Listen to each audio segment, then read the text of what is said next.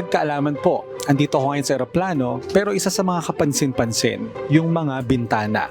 Hindi nyo ba naitatanong bakit rounded ang corner sa mga bintana at hindi na lang ginawang parisukat? Alamin po natin.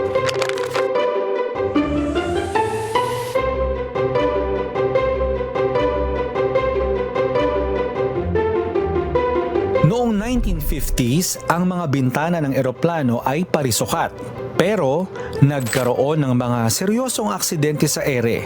Ang dahilan, ang parisukat na bintana. Kapag nasa ere, ang eroplano ay dumadaan sa napakalakas na pressure dahil sa bilis at taas nito. Sa mga parisukat na bintana, ang pressure ay naiipon sa mga kanto o corners.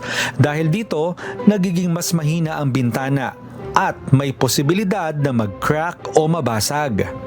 Kaya pinalitan ang disenyo ng bintana, ginawang bilog o rounded ang corners ng mga bintana ng eroplano para mas pantay ang pagkalat ng pressure, mas ligtas, mas matibay.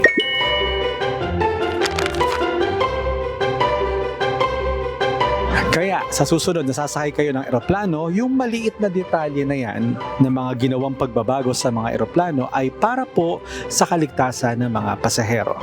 Sana po may natutuhan kayo at laging tatandaan, mapalad ang tao na nakakasumpo ng karunungan at ang tao na nagtatamo ng kaunawaan.